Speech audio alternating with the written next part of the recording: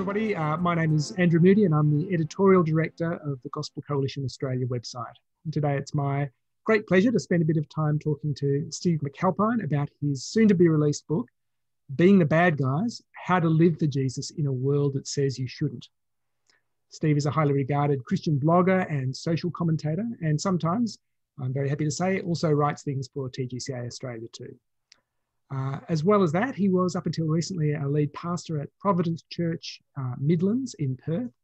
Though I think you've taken a break from pastoral ministry to give yourself some time to do other things and to write. Is that correct, Steve? Yeah, that's right. Yeah, and with City Bible Forum's project Third Space as well. So there's quite a bit of writing work and then sort of helping out at church where I've been able to. But it feels like a bit of a juggle at the moment.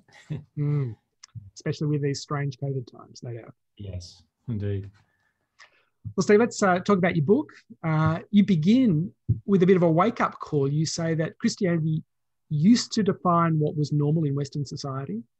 Then it became just one more voice in the crowd, and many of us are still getting used to that. But then and now you say that we have become the bad guys. What do you mean by being the bad guys? Yeah. Well, that's a good way of putting it, that it felt like we were normal and that we were just ticking along. But the bad guys aspect is about the feels of it as much as the reality. Does everyone think we're the worst thing possible? No.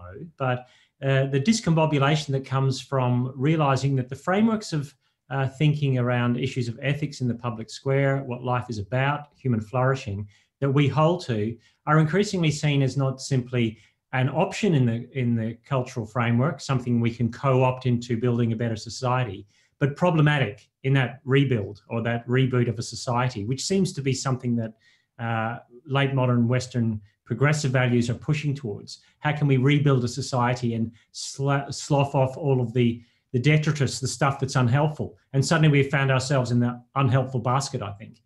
And the bad guys, it's more about the feels of that term. I wrote something a few years ago about being exiles, and people were going, well, theologically, we're not exiles. And I'm going, it's not about, it's about what it feels like in the current context that we're in, that we're looking around going, how did it get to be that we shifted from being good guys or even sort of slightly anemic, weak people to being kind of dangerous, and our frameworks of thinking are not helpful. That's the tone, I think. But you're defined about it, aren't you? Your book is trying to help us to be the best bad guys we can be, so. Oh, well, as a Northern Irishman who's sort of from an independent church background, why wouldn't I want to be the bad guy? Yeah, I think that's true. And what I want to do in the book is encourage people that if you dip into the book and then you look at scripture as well, this is par for the course. Perhaps in Western history, as it's built recently, we've had a good run. We've been able to have the seat at the table that's given us a voice into the cultural and political and legal frameworks. And I think the whole experiment 20 years ago among some missional church movements was in the postmodern milieu, will just be among the marketplace of ideas, thinking that it would be more neutral. But it feels like we passed neutrality very quickly and we've moved to, you guys have had too much voice, it hasn't been helpful, and you need to not just simply move one step down, but start, sweeping up the crumbs and saying sorry, I think. And whose fault do you think this is? Is this something we've brought on ourselves, or is it simply a consequence of society moving away from Christianity, making mistakes, or is it a kind of complex of those things? Yeah, as the taco girl says, thinking between hard shell and soft, why can't it be both? And I think it is both. Yeah. Well, there isn't an institutional, abuse issue going on that gets to the courts all the time for no good reason. So there are issues to do with how the church has behaved towards when it was perhaps at the center of the culture, how it treated minority groups and how it treated victim issues. So the victim issues are big in the culture at the moment. I don't want to place us as victims because I think the idea of being the victim gives us a cultural leg up that I think would be a false one to take. But I do think that we've brought some of it on ourselves, but we've certainly realized that we've shifted into a place where the things we took for granted ethically as Christians are no longer taken for granted. At the same time, it's just, how many days do you want to open the newspaper and think, is there a scandal? Or click online, what scandal today? Now that's because if information comes to us more readily. Are there more scandals? Perhaps not. But are we seeing them? Yes, we definitely are. But I think it's a mix of both. there's a bit of a myth and a narrative that Christians have done all these terrible things. But that's also partly because most people today don't know a lot of Christians. You know, if secular people aren't having dinner time conversations with people from Christian frameworks all the time, we've become more tribal. So we see the other tribe in the worst possible light, I think. And we've become that, I think. This is part of a wider problem, isn't it, for our society, I guess, the kind of polarization. Yeah, no, it's not like I think we're being singled out for that. I think that's the chasm, as Keller would talk about, how Tim Keller would talk about the growing chasm in the middle, where people are vacating the middle and there's shots being fired over no man's land. And it feels like there's a lot of no man's land and a lot of tribal issues where people are suspicious of each other. And part of the question is, how do we live with our deep differences in a culture? Is it going to be possible to hold to deep difference things that people feel are hostile to their own well-being and still be able to manage together to live as a society, I think. Well, negotiating some of those differences is part of what your book's about, isn't it? And what are the consequences do you see for us being the bad guys? How's the hostility or suspicion of our beliefs and practices, has that been reflected? Well, I think what you always see, and I think culture, politics and culture and law will be the places, I think, the trigger points. They're the canaries in the mine shaft that say, what is going on? And politics is always downstream of culture. And what you're finding now is that there's an intense interest. And I think 15, 20 years ago, my concern that was we could need to be relevant because no one was interested in what we were thinking. Now there's an intense interest and people are looking, what about that issue? And we're feeling a little bit, hey, leave our things alone. We hold these things to be true and we practice these things and now you're telling us we can't. And the consequence of being that feeling is we get a little bit, we feel a bit sort of nervous. People are self-censoring in conversations because they don't want to be seen as someone who's saying something wrong. You see workplace settings where social agendas in workplaces are hostile to Christian frameworks of ethics, especially around sexuality. Now, I've written a book dealing with sexuality because I think it is the shibboleth of the culture. It used to be, you crazy Christians don't believe in dinosaurs. Now we are the dinosaurs. And I think, and we're not a friendly dinosaur. We're a dangerous, Tyrannosaurus Rex, and we've been seen as that. So the consequences are you can get angry and go, I want the good old days back, or you can become fearful and you bunker down, or and this is not a trope that I've come up with, or basically you cave in and go, okay, we can accommodate those things in our biblical framework around sexuality that we wouldn't have done so before. And obviously, I think mainline church denominations have in the past done the sexual revolution at half pace. So I think what you're finding with evangelicals is they're looking around at other churches and going, and denominations who are much more theologically revisionist on sexuality matters and going, we're not going to get any help from them. And I think it's a feeling of loneliness and isolation. And maybe that's good for us in one sense. It might push us back onto trusting in Jesus a little more and thinking, what does it mean to be a creative minority on the edge of the culture rather than central? Yes. I'd like to hear more of that in a minute, actually. That's a helpful thing. Some people say that, or we hear it a bit, that we're not really being persecuted, that it's a kind of a beat up, that compared to what's going on in China or Iran or Nigeria, Christians in the West have still got it easy. That it is, I mean, you mentioned before about the danger of adopting a kind of victim status, a victim kind of mentality. How do you respond to that? Are we kind of crying wolf? Well, two things I'd say. In your own setting, you've got to deal with the stuff you're dealt with. So at the same level, we don't live in Nigeria or somewhere there's great poverty or high, and yet the levels of anxiety and worry in our culture in the richest, safest place to live are still there. So if you could cast it, right back at you if you're going to say that, because we've got mental health issues that are massive in Australia with seemingly the best living conditions.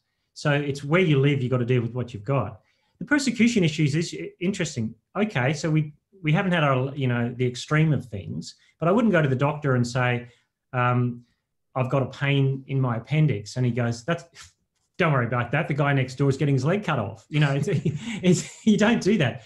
But when you look at the scriptures too, you look at what Peter says, and you look at Jesus in Matthew, he talks about, blessed are you when you're people revile you and say terrible things about you.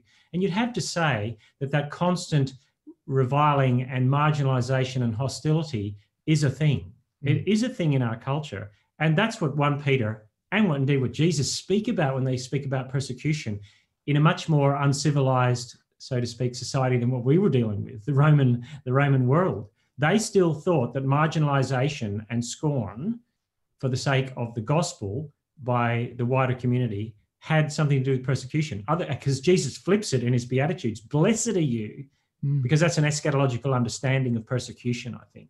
That the stance against the gospel, the hostility towards it, is true. And anyone who says, well, words and name calling and scorn don't hurt you, has obviously never sat in a psychotherapy office talking about their upbringing and the names they were called at school. Because I think language is a very important construct here. And the way language is being used is partly what's so discombobulating about this issue. How do we get to be people who are doing bad or seem to be doing bad?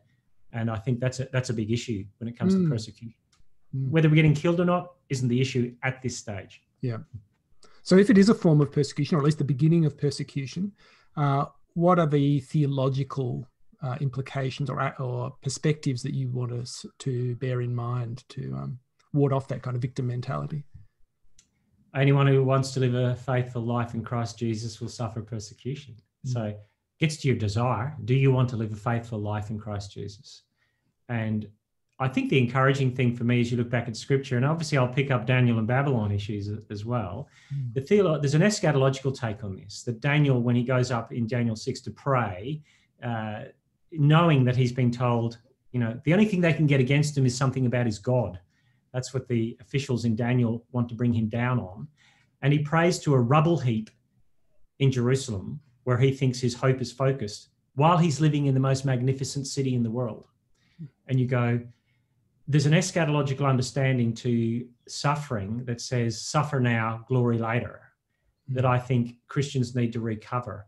And, R.R. Reno says in one of his books that the hearth gods of the West are comfort and ease, and Christians have to be careful not to fall into adopting those gods and putting them on their mantelpiece as well. So I think that's a key issue for us, that you don't lean into persecution by being an idiot. That's stupidity. But you have to say when, there's something to rejoice in when you stand up for Jesus, that one day there's a great role reversal day coming. And I think that big picture theology, that eschatology, is critical to being able to cope with it in this age. Once that's fallen off the radar, and it has in so many places in the Christian world, that how we can do our best life now seems to be the mantra. And we've fallen for that, even if we wouldn't tick that theological box, I have to say. It's our default to think, how can I make this as easy as possible? The Bible doesn't say that. Yes, you return to that quite a bit, don't you? That idea of the false gospel of self-fulfillment that we have in part swallowed as well. Yeah. Could I just follow that up? Actually, you talk about one of the provocative arguments you develop, I think, is the idea that we are up against an alternate gospel that has stolen parts of the Christian worldview, even down to the traditional belief in the body-soul dichotomy. I found that fascinating. Can you talk a bit more about that? Yes, it's interesting that in the most modern world, where we were trying to show that there's nothing more than the material stuff, that the gender ideology that you were born in the wrong body can even be given credence by scientists. And I've heard it said that. And the social sciences just take it for granted these days. That somehow, what is the you bit that was born in the wrong body, other than your psychological self that we've been told for the last 150 years from the, going through the whole Freudian, Jungian understanding, which suddenly came to a screeching halt through this whole idea of being born in the wrong body. But there was a build up to that in one sense, because I think this gospel idea is that the language of saints and sinners, even as the gospel itself has faded off the forefront, the vestiges on the beach, the detritus that's still on the beach after the tide has gone out, the language we use of saints and sinners, good and evil, we see that in politics more than right and wrong, good and evil.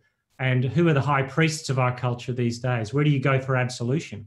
And I think writers like Douglas Murray, who's not even a Christian and is in fact a gay atheist, sees that Christianity is the solution to many things, and also is being shadowed by this new culture that he thinks is grounded in sexuality and gender.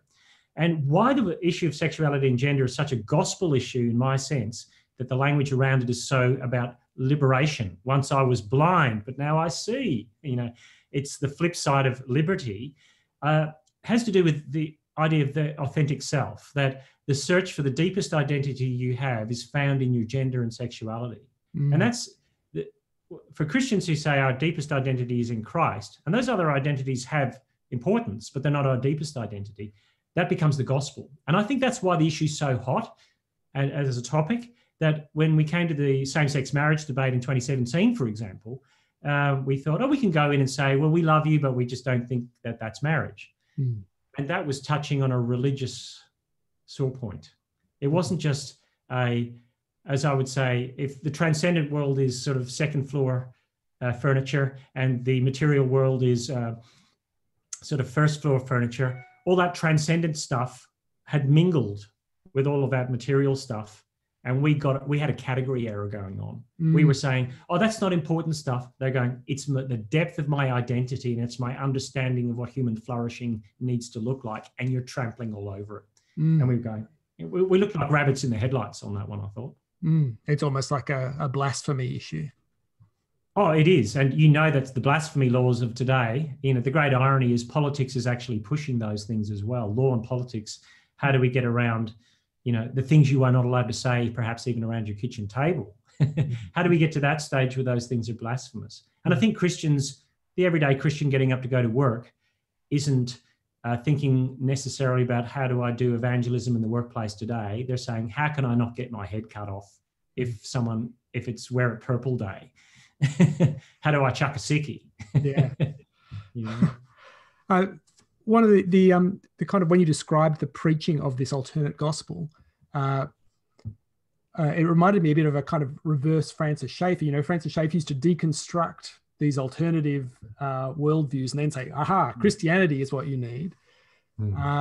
What we're being presented with is that in reverse. Christianity fails on all these points. Here is what you need: the gospel of self-fulfillment and sexual fulfillment and intrinsic identity found by introspection or something.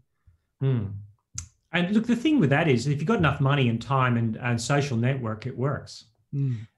But people fall through the cracks. And so when Bruce Jenner comes out as Caitlyn Jenner, the same person in a 40-year period was the pinnacle of manhood, winning a gold medal at the Montreal Olympics, and the pinnacle of womanhood as Woman of the Year by Vanity Fair in the same lifetime. That shows you the depth and change that's gone on in the culture.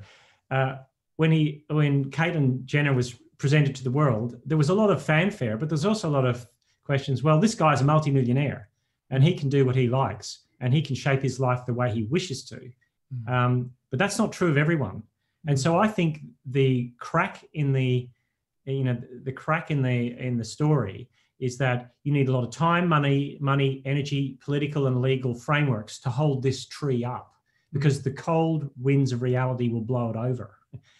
Western culture didn't get propped up that way in many regards. Marriage itself as an institution is pre-government. It's thick and real and true and right, and truth matters in that sense. And so I wouldn't want to just say, anything goes. But I'm saying, if you're going to have these other alternate frameworks and gospels, they need a lot of guarding. They cannot stand up by themselves, I think, in the long run. And that's our confidence in one sense, but it also gives us a love and a gospel opportunity for people who are probably putting their hopes in them. There's no room for calling deriding other people or being hostile or angry at other people for holding views that they would naturally hold to because they don't understand who Jesus is. It's interesting that it takes a while, doesn't it, for the cracks to show. I mean, you mentioned early on in your book that one of the false hopes was that as society went away from Christian standards and morality, everything would just kind of collapse. I think you talked about the zombie apocalypse and everybody kind of going crazy. But it seems not to have happened. People seem to be going on okay, though. I think you think that it will slowly collapse, or it's a matter of time. Yeah, look, everyone was hoping for a zombie apocalypse, and because it would justify our position on, oh, look at all those bad things you're doing. But Mark Sayers, in his book Disappearing Church, talks about that. He talks about the beautiful apocalypse. He said, despite the change in the sexual frameworks, the Western world hasn't plunged into an orgy of depravity and sexual license. And he puts it memorably when he says that Mum is reading 50 Shades of Grey on her Kindle upstairs. Dad's looking sneakily at porn on his iPhone, and they're having an early night so they can take the kids to soccer next morning. And I'm going, where's my zombie apocalypse when I need it to prove my thesis? And it's not there. But Jamie Smith also, in How Not to Be Secular, talks about the projects and quests for meaning that our culture have provide almost all of the significance they need in life. And he puts the word almost is the key word. And the Bob Dylan song, the breakup song, I'm happy, I'm going okay. And then that line, most of the time. It's the most of the time and almost, which is where there are cracks in that narrative. And they're getting papered over. But the fact that we do have a mental health tsunami at the moment, post-COVID and post a lot of other things, is saying something's not working. There is something that's not right in this. And for all the rainbow and glitter, there's a lot going under the surface that has to be laundered away so that the narrative can say, this is the path to progress. Do you kind of have a time frame about how long you think it'll take for that tsunami to hit us? Now, if I, predicting anything in 2020, don't ask me. December. Yeah. Well, I do think the tsunami, the bodies are starting to wash up on the shores already. And I think there's been especially in the secular framework, especially on the transgender issue, that people are saying, hang on, not so fast. What are we building up for ourselves in 20 years' time if we just go, blindly into everyone can be who they want? And 20 years' time, we're getting all these, all this litigation. I think it's already there. I just think that it isn't at the volume yet. It's a bit like COVID. You can manage COVID as long as your hospital beds aren't overflowing and there are enough ventilators to go around. I think there'll be 15, 20 years' time where the cracks in our framework will start to show, and the church, it would be best getting itself sorted out now so that when people come to us broken and they say, how do you guys do sex? If we say, well, just like you do, or how do you guys do forgiveness? Oh, we don't forgive anyone. We just fall out with people. We've got to be ready for the next 15 to 20 years, I think. I don't think it's going to get better or easier by that stage. I think there'll be a doubling down in the political and legal frameworks. I think it'll be harder to hold an alternate ethical position, and it'll be certainly harder to get funding for things like Christian schools unless they sign off on certain things. And just even signing up to be a professional in your peak body, they'll want to know what you think about certain things, especially around sex. Medical doctors, anyone in the psych or the social work or social health, allied health settings, is going to be confronted with, can I do this job with any faithfulness if I have to sign off on these things? And if someone comes to me, and what advice am I going to give them?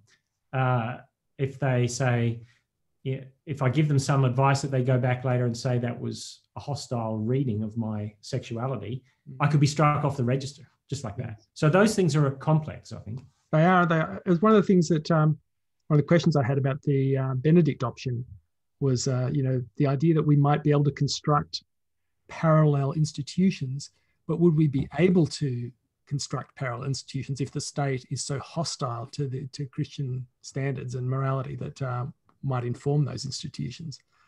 Well, Rod Dreher mentions that almost like a passing comment in the back of that book, where I'm going, actually, that's the key issue. That is the key issue. So if they say, if we want to set up our own Christian schools and we're not taking any government money and we'll get our kids ready for ATAR, and the government says, we don't recognize the ATAR results of your students on the basis of you haven't signed off on these documents, you're done. I mean, it's like, and I think that the more hardline progressive activist sees that and cuts to that chase. Which is why you see in the conversion therapy bills coming before parliaments, it's like the conversion therapy is a unicorn. I've rarely seen it. Don't know that it's practiced that much, but the language in the submissions is around prayer groups, sermons, things like that. And that just throws you off. It's going, can I get up and preach Romans 1 this Sunday and dare to put the audio online as a sermon? Or should I self-censor? And so I don't think that hard totalitarianism is coming. And perhaps Rod Dreher's second book, Live Not by Lies, deals with the soft totalitarianism, which is kind of suffocating and self-censoring. I think Christians are asking all those questions. What do I say? What do I not say? My minister's saying, go there and tell people about Jesus. But that comes with a whole package, and I could lose my job. Yeah.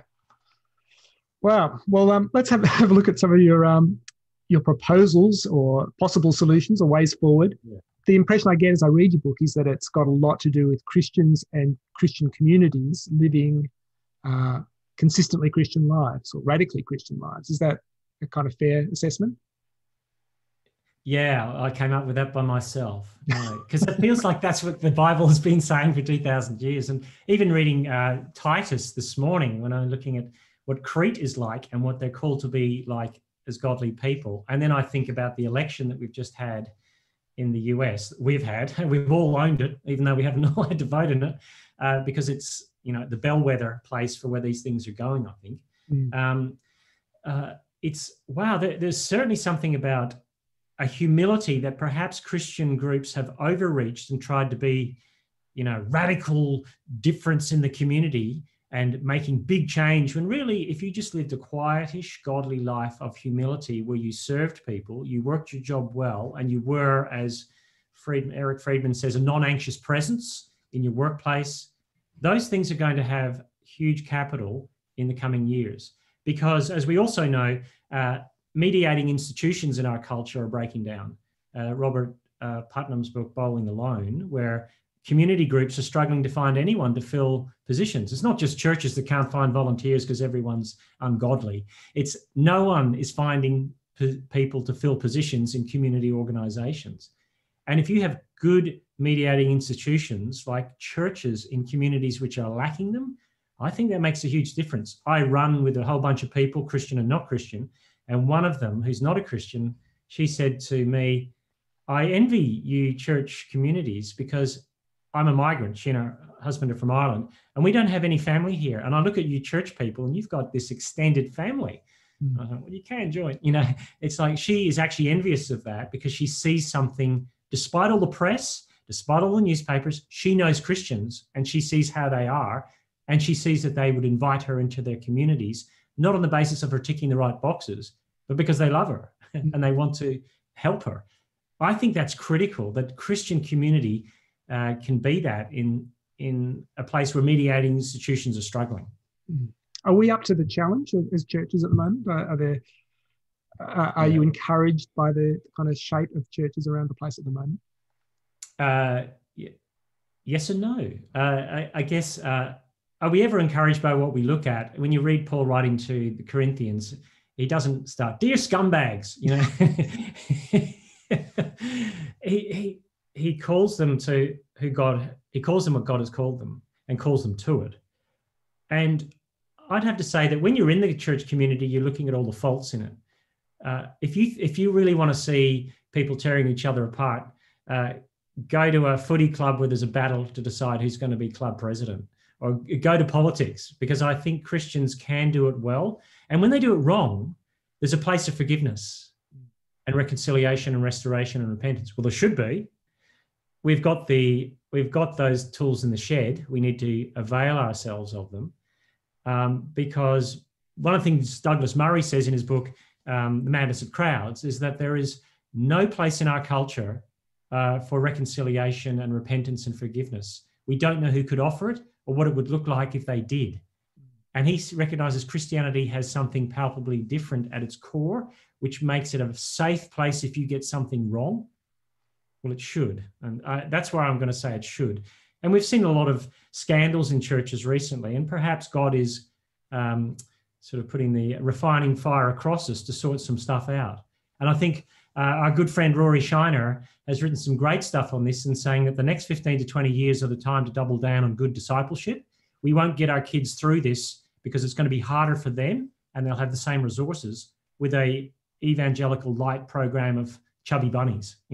It's going to have to be we want to resource you well, the next generation, for what's coming. And I think churches that do that, they'll survive into that next framework. It'll be difficult, but it can be joyous at the same time. Wow. That's encouraging and challenging at the same time. I guess we're almost out of time, but just a couple more questions.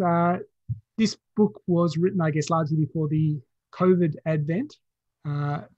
Has that made you reconsider anything? Is society or the church different in the light of the coronavirus emergency? Well, it's interesting that Lifeline in Australia in Easter this year had more calls than it could handle, and a record number of calls on Easter Day, because it said that people were looking for something that they couldn't attain, which was that holiday away for the weekend, which literally blanks out any of the big problems that you might have. You know, getting away for the weekend is sort of a mainline sugar hit in that sense. And suddenly people had time to think. I think COVID, one of the hopes I had at the start of COVID was that we could put the culture wars aside for a minute, but they seem to be chugging along quite nicely again.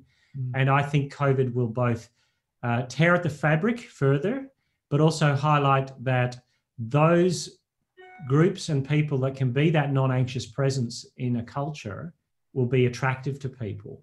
That COVID has been a great disruptor and has called us out. It's pointed to death in a way that we haven't done for a long time, that you can have anybody you like and be any gender you like, but it's going to go in the ground at some stage. And so I think it should sober churches up. And I think churches that were on point before COVID and were preaching the hope of the resurrection didn't have to change their message. Anyone who was preaching or proclaiming best life now, to be honest, had to scramble for a reboot. And I think what I noticed, which was really encouraging, was the deep joy that came out of Christians from around the world in the midst of it. Now, there is some anger, and I think part of the issue of thumbing noses at governments over restrictions or whatever, we'd have to take very carefully, because the culture has a long memory as to how we've behaved in the midst of these things. So I think post-COVID, we'd have to be careful. The other thing I think COVID has done, and Bernard Salt talks about this, a demographer, it's made suburbs important again. And suburbs used to be the bane of funky church planters' existence. Suburbs are soulless, and no, they're not. They're full of people who have great needs. And during COVID, when we could walk around your suburb, you met those people. There's great things going on in the suburbs, and church can avail itself of those and meet people. So I think there's good opportunity in the local area as well for churches to think about how to meet people in that setting. Thanks, Steve. Last question then. Could you give us an encouraging example of a church doing it well, and an individual maybe in the workplace doing it well? Yeah, that's a good take. Look, I'm going to be shameless and say I've watched my own church in Midland, which is a hard scrabble area, as I think one author put it when he was writing about something to do with us, where we've got several families who recognise that there were many foster kids needing homes in our area, and we've got a high percentage of foster kids in our area, and several of our people rebuilt their houses with additions so that they could have foster children. And at the same time, we linked up with that foster agency, which isn't Christian, to help clean houses, make food. And during COVID, we gathered a whole lot of money because we thought a lot of our people would be struggling with work. Didn't turn out to be that way, but we were able to give a portion of that to different groups. So I think it's those low-key ways of going, how can I do something over a long period of time in the area I'm in?